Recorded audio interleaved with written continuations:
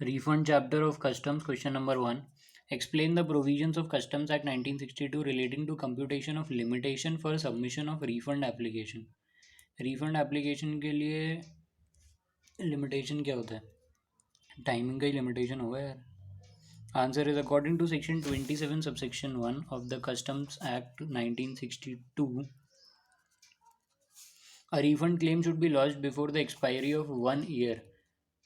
Refund claim shall be lodged before the expiry of 1 year from the date of payment of such duty or interest. The period of limitation of 1 year should be computed in the following manner. If the refund claim is lodged by the importer, the time limit should be calculated from the date of payment of duty. अगर refund claim importer ने डाला है तो 1 year calculate करेंगे कहाँ से? Date of payment of duty से.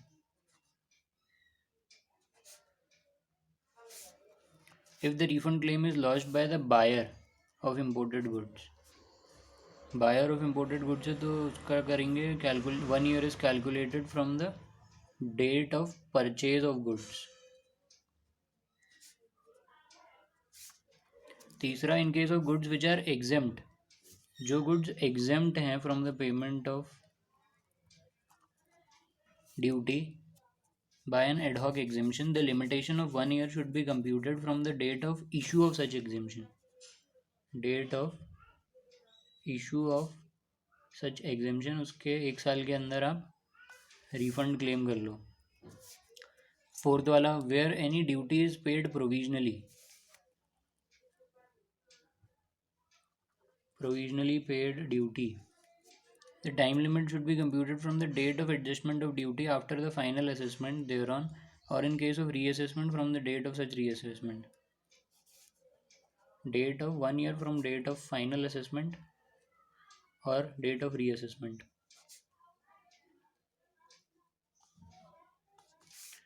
Provisionally paid duty का रिफंड 1 साल के अंदर क्लेम कर सकते हैं. Where the refund arises as a result of any judgment, decree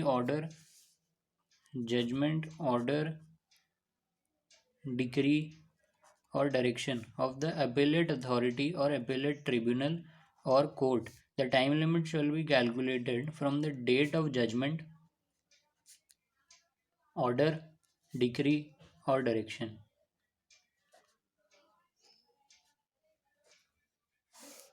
The time limit of 1 year is not applicable if the duty is paid under protest. अगर protest के अंदर ड्यूटी पे करी है आपने तो 1 year is not applicable. Finally, it is worth mentioning that above provisions regarding time limit are mandatory, and customs authorities cannot grant a refund which is filed beyond maximum permissible period.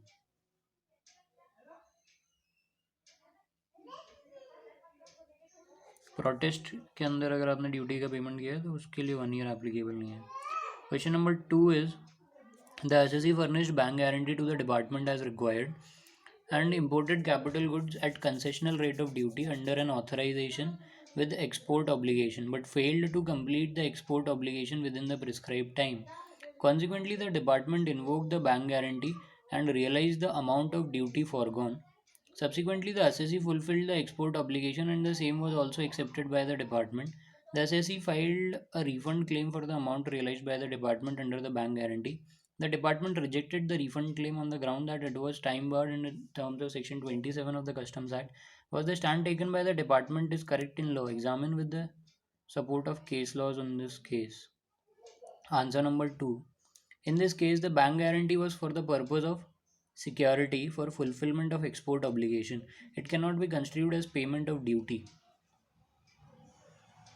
Bank guarantee दिया था for purpose of security for fulfilment of export obligation. It can not be constituted as payment of duty as section 27 applies only to refund. Section 27 जो है वो सिर्फ refund के लिए ही लगता है, refund of duty and not to refund of other amounts. The time bar under the said section cannot be invoked to deny the refund. The fact of given case are similar to fact of CCU's exports. CCU's exports versus Jeraj Exports Private Limited. The High Court in the instant case held that furnishing of bank guarantee for export obligation could not be regarded as payment of duty. Therefore, time bar was not applicable for its return. Therefore, time bar was not applicable for its return. The High Court relied on the Supreme Court's ruling in the case of Oswal Agro Mills Limited and another versus Assistant Commissioner of Central Excise 1994, where it was held that furnishing of a bank guarantee pursuant to an order of the court would not be equivalent to payment of excise duty. Guarantee देना is not equivalent to payment of duty. The furnishing of bank guarantee is only a security to safeguard the interest of the revenue. सिर्फ interest of revenue को safeguard करने के लिए दी जाती है guarantee. Since section 27 governs the refund of duty and the bank guarantee is not duty. Section 727 governs refund of duty and the bank guarantee is not duty. The limitation prescribed therein for refund of duty would not apply to refund of a bank guarantee. Applying the principle laid down in the above said case, the High Court stated that the requirement to establish that the duty incidence had not been passed on by the assessee to any other person would also not get attracted, since Section 27 has no application to this case. Therefore, the stand of the department is not correct in law. Applying the principle laid down in the above said case, the High Court stated that the requirement to establish that the duty incidence had not been passed on by the assessee to any other person would also not get attracted, since Section 27 has no application to this case. Therefore, the stand of department is not correct in law. तो नहीं रोक सकते, refund देना पड़ेगा. Question number 3 is Messrs. HIL imports copper concentrate from different suppliers. At the time of import, the seller issues a provisional invoice and the goods are provisionally assessed under Section 18 of the Customs Act 1962. Based on the invoice, when the final invoice is raised based on the price prevalent in the London Metal Exchange on a predetermined date as agreed in the contract between the buyer and seller, the assessment are finalized on the basis of price in such invoices. Messrs. HIL has filed a refund claim arising out of the finalization of the bill of entry by the authorities. The department, however, has rejected the refund claim on the ground of unjust enrichment. Discuss whether the action of the department is correct in law. Answer number 3. Section 18. Section 18, dealing with the provisional assessment.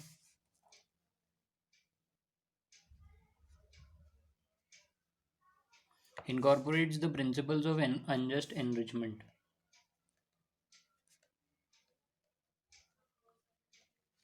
In case of refund arising out of finalization of provisional assessment, subsection 5 of section 18 of Customs Act 1962 provides that if any amount is found to be refundable after finalization of provisional judgment, such a refund will be subject to doctrine of unjust enrichment. Further, section 28D places the onus on the person who had paid duty to prove that he has not passed on the incidence of such duty. In the absence of any proof from such person, section 28D deems that the burden of duty has been passed on to the buyer.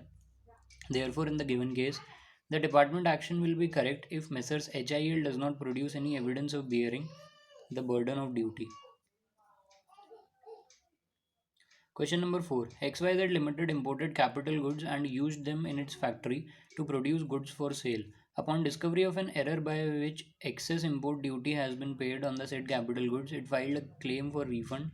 As regards unjust enrichment, it contended that the capital goods were not sold and hence the principle of unjust enrichment will not apply to the refund of import duty and paid on capital goods, and that in any case the price of the finished goods manufactured in the factory remained the same before and after the import and installation of the capital goods, which is sufficient proof to establish that the duty burden has not been passed on. Examine the merits of these contentions with the support of case law, if any. Answer number 4. The incidence of duty can be passed directly or indirectly. Where the capital goods are used for manufacture, the duty paid on their import will go to the costing of the goods manufactured and sold and can thus be passed on to the buyers. The large bench of the tribunal in case of SRF Limited, in case of SRF Limited versus CCU Chennai has held that the doctrine of unjust enrichment would be applicable in case of imported capital goods used captively for manufacture of excisable goods. As regards the relevance of the fact that price remained the same before and after the capital goods were imported, The larger bench also clarified that uniformity in price before and after assessment does not lead to inevitable conclusion that duty burden has not been passed. As such, uniformity may be due to various reasons. In view of this, the contention of XYZ Limited are liable to be rejected. नहीं मिलेगा उनको duty remission. Question number 5 is Section 26A of Customs Act 1962 provides for refund of import duty paid if goods are found defective or not as per specifications. Discuss the conditions governing such as refund in brief. Answer number 5. Often goods imported are found to be defective or not according to the specifications. In such cases, earlier, the refund of customs duty paid at the time of import could be obtained only if the imported goods were physically returned to foreign supplier. Generally, cost of return of the rejected goods is heavy and it is economical to dispose of the goods in India itself. Realizing this realizing this practical difficulty, Section 26A Realizing this practical difficulty, Section 26A of the Customs Act make provision for refund of import duty paid if goods are found defective. Refund of import duty paid if goods are found defective or not as per specifications.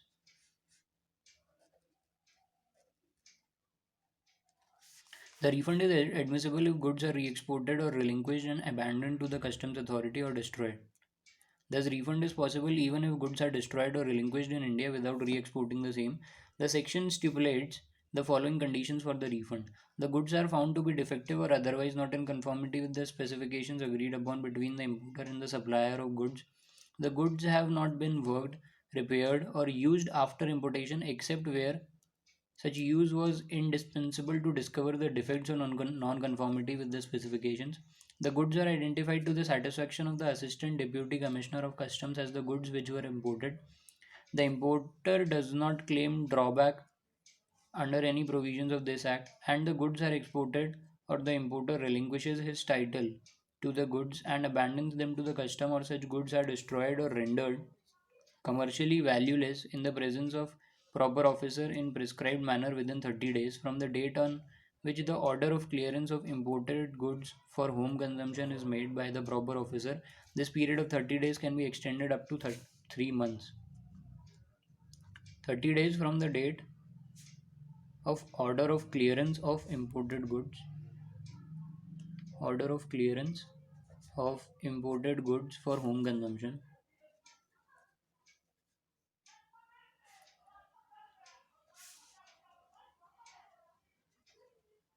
is made by the proper officer. This day of 30 days can be extended up to 3 months.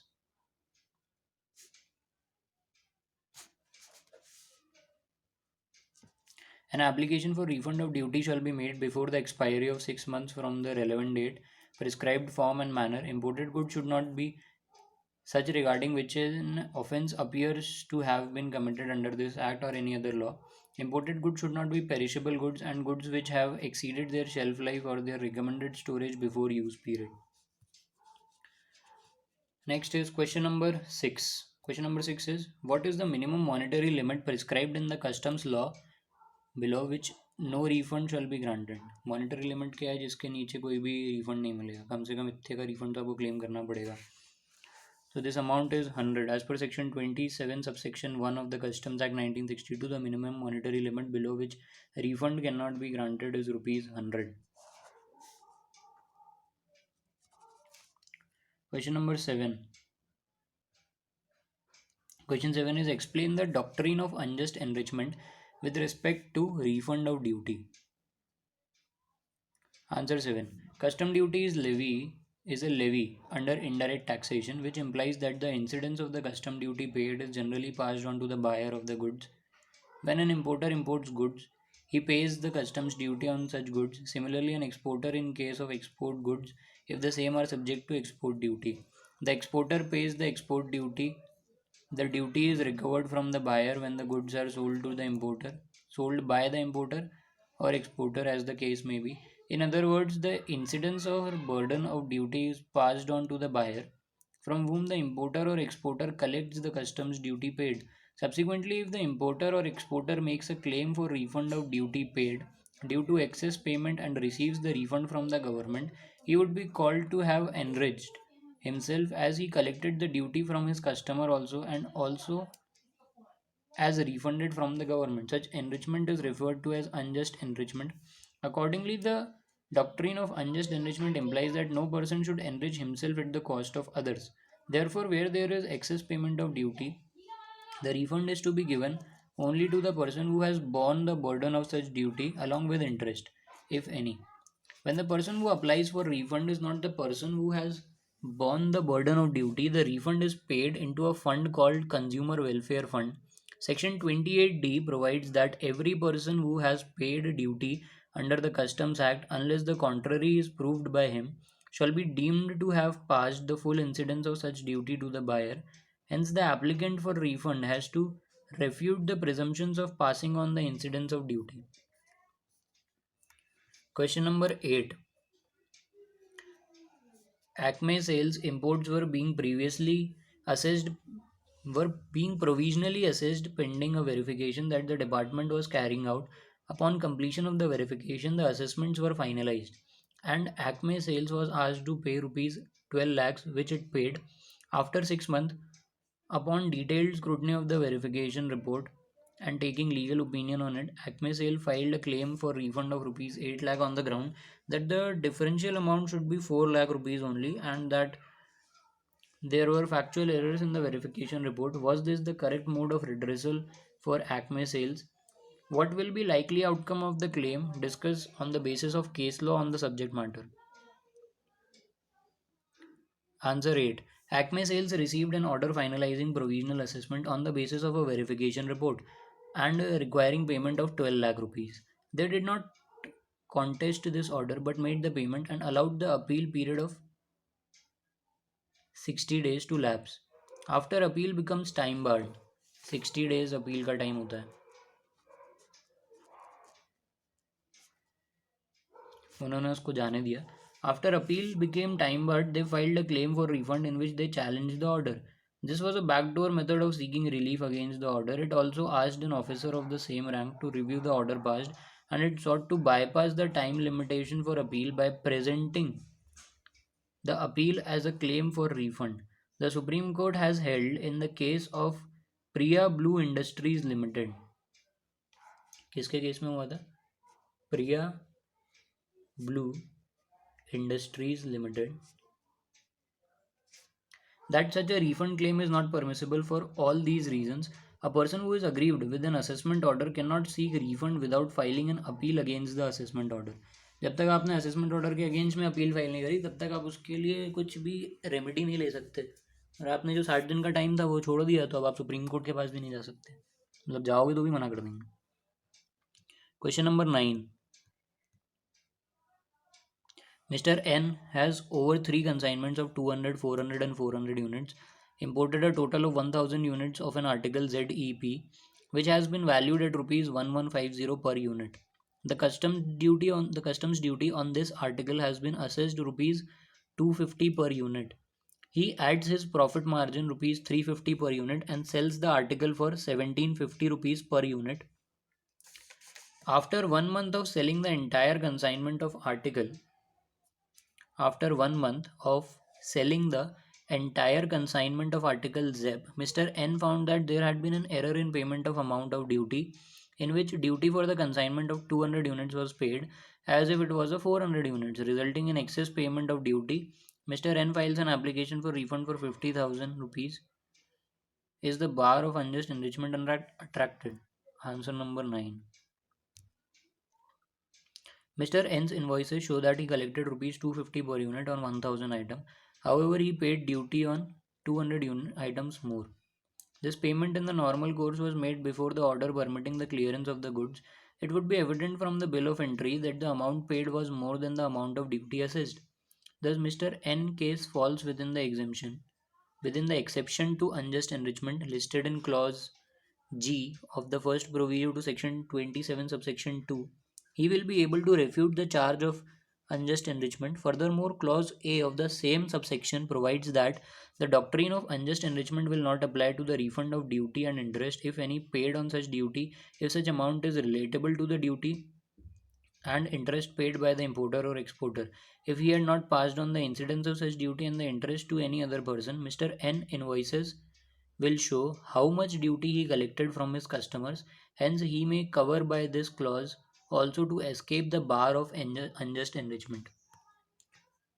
Question number 10.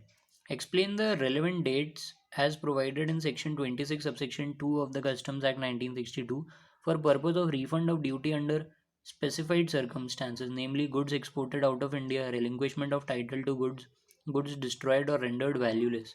Explain the relevant dates as provided in section 26A subsection 2 of the Customs Act for purpose of refund of duty under specified circumstances. The relevant dates provided under explanation to Section 26A subsection 2 of the Customs Act 1962 for purpose of refund of duty under specified circumstances, goods exported out of India. तो relevant date है date on which the proper officer makes an order permitting clearance and loading of goods for exportation. जहाँ पे goods आप export कर रहे हो out of India, वहाँ पे date of order permitting clearance by a proper officer and loading of goods for exportation. Relinquishment to relinquishment of title to the goods. So date of relinquishment will be taken.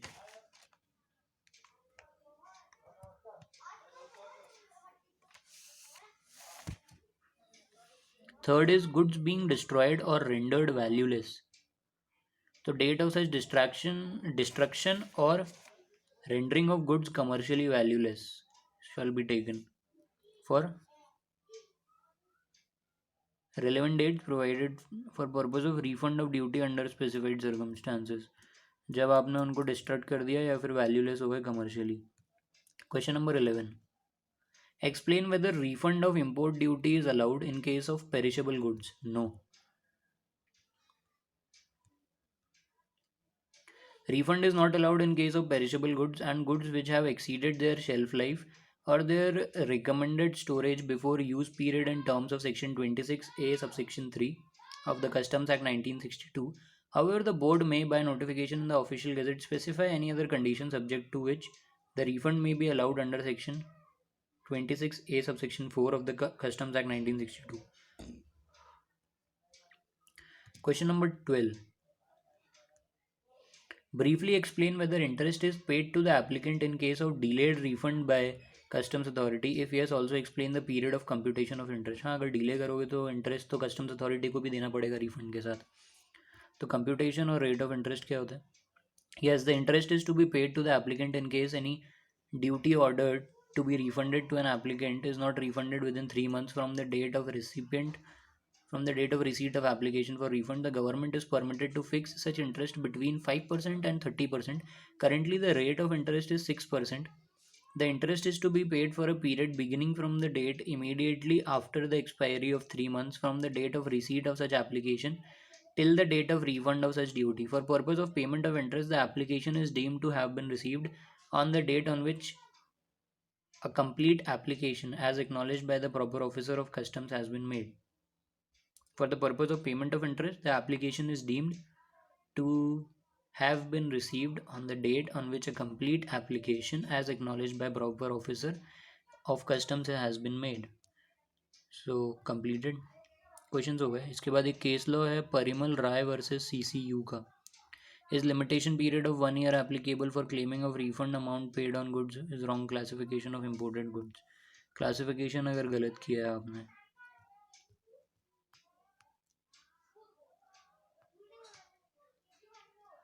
The High Court therefore allowed the writ petition and directed the respondent to refund the said sum to the petitioner. Oh. There was no question of refund of any duty by the government. The money received by the government could more appropriately be called money paid by mistake by one person to another, which the other person is under obligation to repay under Section 72 of Indian Contract Act. A person to whom money has been paid by mistake by another person becomes at common law a trustee for that other person with an obligation to repay the sum received This is the equitable principle on which Section 72 of the Contract Act 1872 has been enacted. Therefore, the person who is entitled to the money is the beneficiary or cesti qui trust. When the said amount was paid by mistake by the petitioner to the Government of India, the latter instantly became a trustee to repay that amount to the petitioner.